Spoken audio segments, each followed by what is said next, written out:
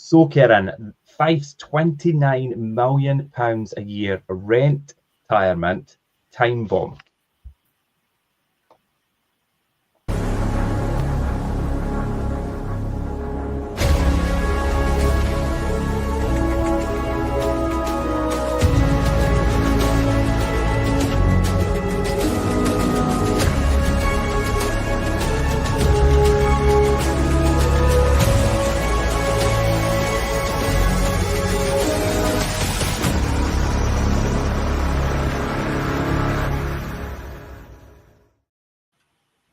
So you did hear me right. I said retirement, not retirement. And we're going to look at the hidden crisis facing the area's 50 to 60 something renters. And yes, you did hear me right. You'll have heard of retirement, but we're going to talk today about retirement. And it's not a typo, and I'm not just, it's not something I just made up. It's something that's actually happening. And it's a bit of a ticking time bomb. Now, currently, there are 3,005 households, to be specific, in Fife, and aged between their early 50s and their mid 60s, and they're renting privately, not owning the Fife homes they live in, but renting them. Okay, now they're heading towards that retirement age with no bricks and mortar, and implications for them, their families, and Fife's social and economic infrastructure are quite vast. So let's call it what it is.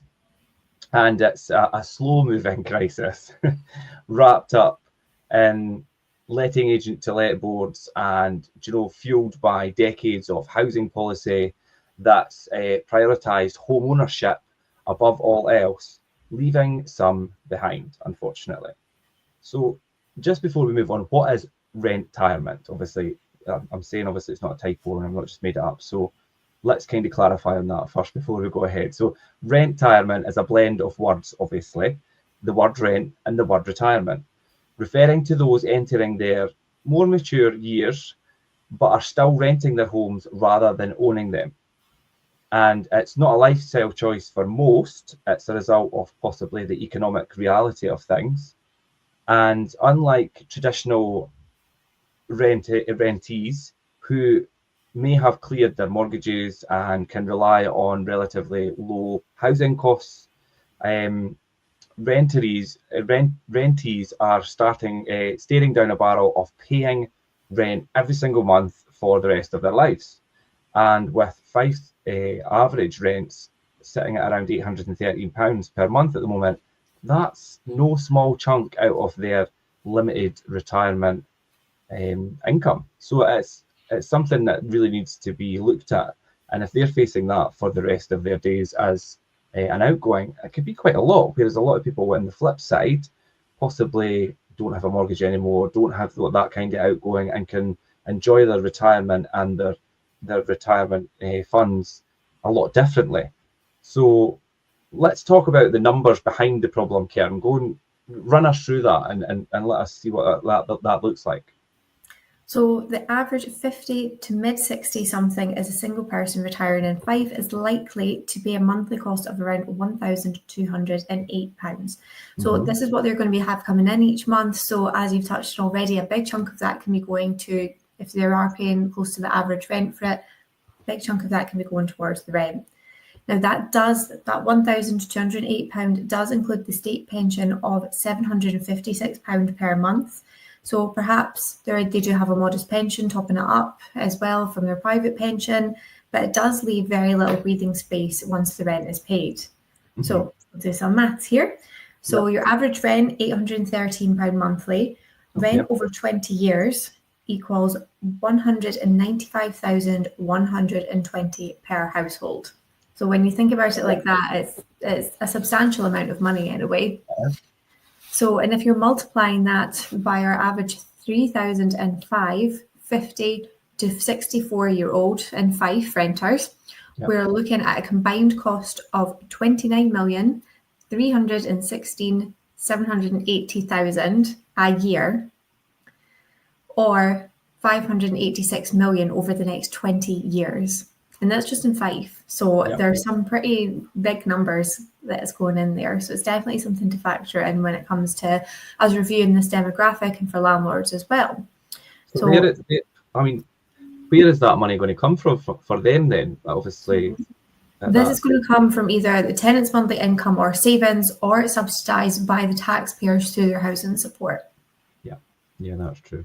So ultimately, unfortunately, it's not something that's sustainable, and we don't talk about it enough. Obviously, when you're that bit younger, you're maybe focusing on the day-to-day, and you don't quite think about that, the point where it does get to when you're at retirement. So it's good to kind of have these numbers and have a better idea of what you're spending and what the future could look like in that situation. So why are so many older Fife residents then still renting? So before I answer that, let's be clear. This isn't just 50-something problem. So would it surprise you to know that 2,350 households in Fife aged 65 and over are still privately renting, and they spend 22.9 million a year on rent. And that's the over 65s, because we were just looking at the figures for 50 to 64-year-old, and this is figures for over 65s is on top of that. Yeah, and it shows just how many people within that age group are actually in rented properties. So again, good things for landlords to know and what's coming up in this chat. Yeah. So and for many of those, do you know, that'll have started decades ago. Some never maybe managed to pull together a deposit for a house, with house prices also rising as well. Others maybe didn't earn enough to qualify for a mortgage at the time, when usually like society thinks you should be like buying your first home and things. A lot of people maybe aren't in that position at that time, and then never really ever got there because, well, life happens and things change and the economy changes, and you know, some may have experienced things in their life like maybe divorce or life events that have pulled maybe the financial rug away from them, unexpected financial things throughout life. As I say, life does happen, and the dream of social housing has kind of faded when council homes were, you know, a lot of council homes were sold in the 1980s. You're a bit young, Kerin, but I don't remember. Obviously, I was born in the 80s, but I mean, I know of it. But yeah, I mean, under the Thatcher government and things, there was lots of the council housing sold off in the 1980s, and that again obviously had an impact on this situation. And waiting lists for council housing now stretch years. I mean, we all know that. And obviously for a lot of people, owning has never happened, and now it's almost certainly too late for them to do that, especially in these later years in life. I mean, we talk about Fife, and you were saying obviously about those figures and those high numbers of outlays for these demographics. Do you know, this 50 to 64-year-olds and even the 65 plus? And we're talking about the numbers in Fife, but I mean, is it just a Fife issue? To put it bluntly, no. Unfortunately, not. It is a national one. So obviously, this is a national issue that we are facing here. So the Fife demographic, with its aging population and its reliance on private rentals without large-scale local authority housing, don't help the matter. So there is a lot of pressure on the private sector because the council sector is just overwhelmed with it. There's just simply not enough houses for the council side, whether it's social, whether it's council. There's just not enough housing there for it. So there is a demand there on the rent and on the private sector as well for it. But renting is common in countries like Germany and the Netherlands, but retirement looks different there. So families often cascade wealth down through generations, and many renters in their 50s and 60s use their inheritance to eventually buy. However, that's not the norm here, certainly not yet. Yeah, you're absolutely right, and I've spoke about that in the past on these chats and things. That, you know, it's so different on the continent because renting is just par for the course, and it's what people do for the most part in comparison to property ownership. And like you say, there's wealth and money passed down through generations, so people buy later on in life with the money that's handed down to them, and until then they rent. But it's a totally different way of doing it, especially here in the UK. Yeah, especially when as well we're so used to, I mean, there is the plus side to it, which we'll touch on as well, just the fact that it does give people the flexibility for life, whether they want to maybe be here, whether they they're not too sure where they want to be, the renting does give them the flexibility. And if you are older as well and in a rental property, it does mean maybe you don't have the stress of the maintenance aspect as well, because obviously a landlord's then responsible for if your boiler stops working, if your roof's leaking. So although it can be quite a financial outlay, there is, if somebody's in a position to be able to do that and do it comfortably for themselves, it does give them the benefit of knowing that they don't have that worry over their head of any maintenance ongoing for it, other than small tenant responsibilities for it. So there's definitely some perks to it, but when you do look at the numbers of what your average pensioner, for example, is getting in each month versus what the average rent is in the area, it's a lot of money that does go out, that can go out on rent, whereas you could have maybe paid off mortgage by now and not have that cost to go.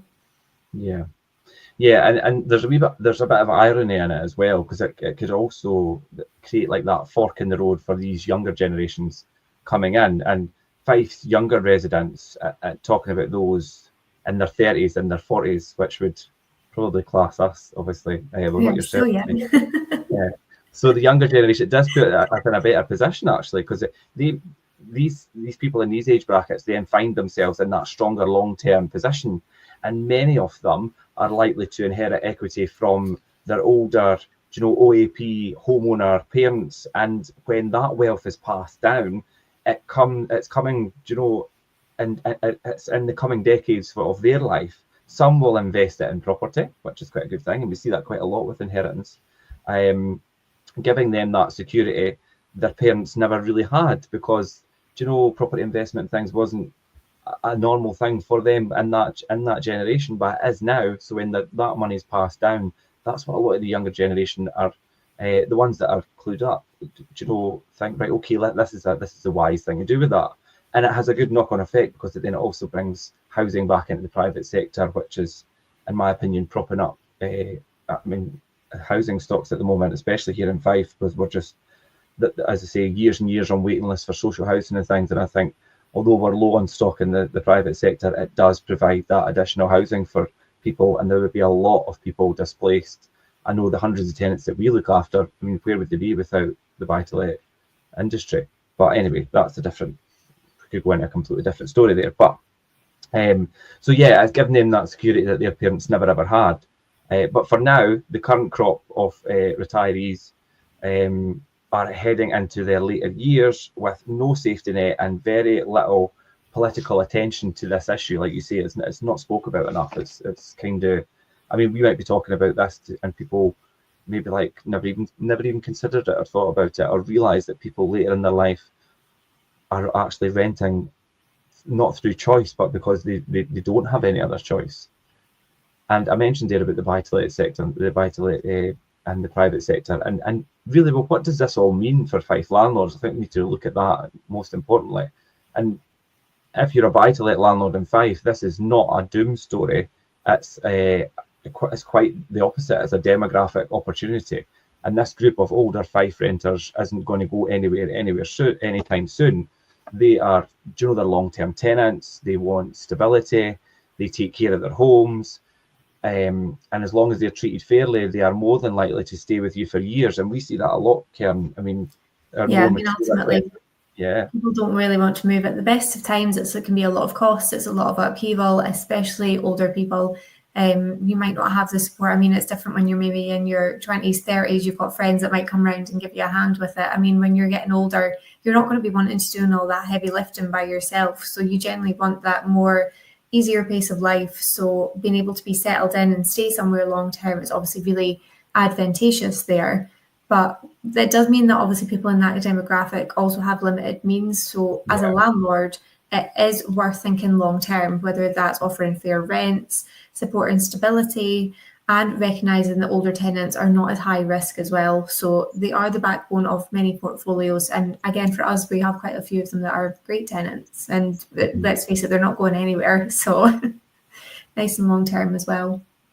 Yeah, I think you make a good point about the fair rents for, something that if you're looking for longevity and looking for a tenancy that's going to run, for a longer period of time, you need to think about the reality of affordability for someone. If you want a really good tenant who you could rely on and not have a lot of turnover and you know, have a high occupancy rate and things, then maybe just that slight amendment to your rent to make it that wee bit more manageable to the right tenant, as opposed to trying to achieve the highest rent with someone that's going to be there short term and maybe isn't the right long term tenant.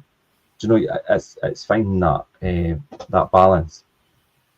And we talk about demographic as well. So the demand for certain types of homes, particularly bungalows, which is obviously what appeals to older tenants, older people in general, they will continue to rise. Yet builders aren't constructing them. Why? Because bungalows require a lot more land, and land equals higher cost. So Yeah. a 3-bedroom house can obviously be stacked upwards, built up on a smaller plot. However, a bungalow can't. So you do need that level plot for it. So there's not as many of them as obviously you get houses. So if you are a landlord or you are looking to get a property that maybe is going to appeal to that older demographic, bungalows are the perfect ones to get for that. It does mean that they come at a bit of a premium though when it comes to purchasing them, but it also does mean that they tend to get a bit of a higher rent as well because there aren't your typical house, for example. There is a bit of there's more of a demand, there's less of a supply. Yeah. The imbalance between demand and supply will only further, obviously, the drive for prices and the rent for them. So landlords holding bungalows in the Fife area are in a strong position, and we see that the proof is in the pudding with the properties, with the bungalows we have. They're like hen's teeth, and they go very quickly. Yeah, they're very sought after. They do not sit around long. They do come at a premium, and the fact that because obviously builders are not building as much of them because, like you say, they need more land, they need more, infusion of cash in the beginning, so they tend not to do so much. Then just adds to the popularity of one when it becomes available because there's not so many others out there. So I'm going to let you take the next bit. So yeah, well, we're talking about the Rentirement. Does it offer freedom? Is it or is it a bit fragile? Is it fragility, or So there's another side to this Rentirement coin that I think really deserves mentioning. And for some Fife retirees, renting offers that flexibility. There's no home repairs, there's no responsibility for roof leaks or boilers breaking down. The option to move closer to family and possibly try out new areas. You've got the private residential tenancy here in Scotland. You're 28 days notice, so you could vacate in 4 weeks and then move on to something else. And the entry is quite a quick process. There's a lot less entry costs as opposed to mortgages and solicitors and things if you're buying and selling. And some retirees do choose to rent. They sell their property, they unlock their capital, they enjoy their retirement, but they are the exception. They're not the rule. We do get it, and we see it sometimes that people, they sell their property, they've got a lot of equity, they find a really nice rental property where they don't have any responsibility for upkeep and repairs and maintenance. They have the money there to cover their rent potentially for the rest of their days, and then have money, their pensions and some savings and things, and just live quite comfortably at. But as I say, they are the exception, they're not the rule. And the majority of Fife's retirees didn't plan it, and they fell into this situation. And there are things that they must really consider when they're in that situation. And it's things like, obviously, rental inflation. Rents are unlikely to go down. The security, a landlord may decide to sell. The way of the economy at the moment and things, it's really uncertain where some people, a lot of savvy investors and things who have portfolios should really be buying and building their portfolio with a proper risk assessment and hedging themselves against, inflation and interest rates and all the rest of it. But not everyone does that. So it can be quite uncertain. So security for people when they're renting, especially at that age, is a really important thing. And the personalisation, I think, as well. When you're renting, it means you're limited on making a space completely your own. And I know if any good landlord or agent and things, they do want a tenant to feel at home because during the tenancy it is their home, and to make it as much their home as they can. But there will always be some slight limitations into what you could do with somewhere as opposed to if you owned it. And unfortunately, that's just the way of it. Yeah, But ultimately it's your home, but not your house, unfortunately. So, as you say, you do have to still be mindful of that when renting. yeah, and there's also, there's a lot of questions that need to be asked. For instance, what happens when more than 1 in 10 local retirees can't afford a roof over their heads without financial aid? Do you know that? If that was to become the case, then we've got a problem there, and then that's when you would have to look at, then it's time for councillors and housing associations and local developers to face this kind of head on and really tackle this situation. Like you say, it's not something that is brought to attention or discussed. And in Fife, I very much am certain that in time we'll need a strategy for housing for the ageing population, especially these people who rent at this later stage in life, and not just as a token gesture, but as a real, plan for the future. And what does that real planning look like, Kerin, if they were to potentially put that in place? There's things that they need to think about. Yeah, so definitely things like incentives to build accessible single-story homes, which we've obviously touched on here. Yeah. Better long-term tenancy protections, encouragement for inheritance-funded home ownership transitions, and support schemes for older tenants as well.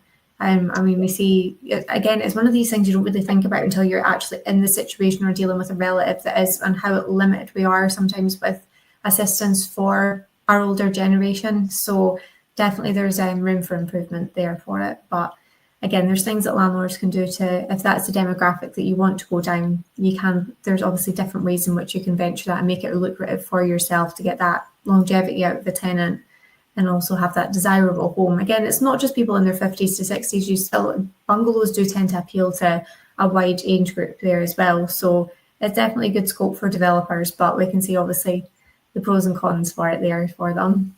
Yeah, it doesn't make as much money. Yes. They could fit probably 3 houses or 2 or 3 houses on one plot for a bungalow, possibly. Yeah. But yeah, it definitely has. We've touched on a lot of the main points, and it definitely has an issue here in Fife and indeed across the country. And this rentirement word, it's not a buzzword. It is really the reality for hundreds of Fife and thousands across the UK as well. It's not just here in Fife; it is across the country. And unless we address it now, do you know that 586 million you were talking about, that outlay over the next 20 years, isn't just a statistic. It's a warning to the policymakers, to the landlords, and to society in general. Like this is a real thing that's ongoing, and it's only going to mount up. Renting in your 20s is a bit of a phase. Renting in your 40s might be for your future. You might rent in your 40s and things because you've got different plans and things, but renting in your 70s and 80s with no plan in place, that could be a problem. And I think Fife and indeed the rest of the country really can't afford to ignore it, in my opinion. Yeah, it's different when you kind of take a step back and look at it this way and look at the numbers as well that are all involved in it. Yeah. So yeah, and thanks for running through the stats and the numbers there, Kim, because I think they really back up the whole prospect of obviously what we're trying to put out there, that these people in these later years in life are doing this not always by choice. And the numbers kind of back that up, and it's always good to have the stats and the figures to align with what we're discussing on these shows.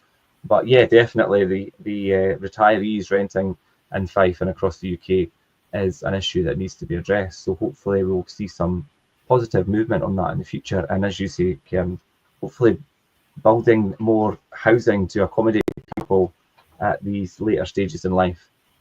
I know, whether that's social, whether that's domestic, for private landlords to be able to put tenants into, because as I say, there is such a demand in the private sector as well. So, and everybody needs a home, so and they need one that's suitable for them as well. So there's definitely that demand for bungalows there, so we can obviously house the elderly.